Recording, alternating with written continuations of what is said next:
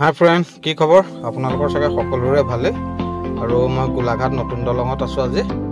আৰু গোলাঘাট নতুন দলঙত যিহেতু গোটেই ৰাইজে পিকনিক খাই আছে।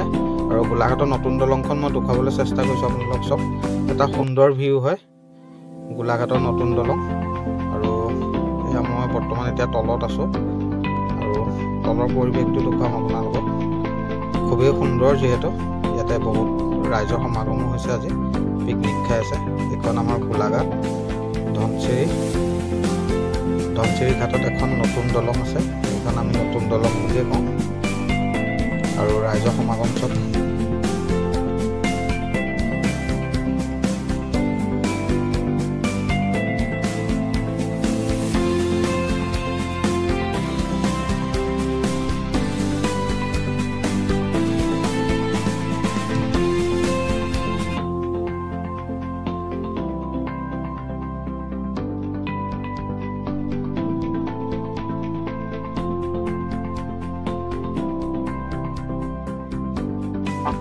আৰু গোলাঘাটৰ নতুন দলং চাই কেনে পালে আপোনালোকে কমেণ্ট বক্সত কমেণ্ট কৰি দিব। আৰু এখন আমাৰ গোলাঘাটৰ বাইপাছত আছে, যিহেতু এখন দলং শালমৰা বাইপাছ। আমি এখন নতুন দলং বুলি আমি নাম দি পেলাই মতা হৈছে। এখন নতুন দলং বুলি কয় সকলোৱে।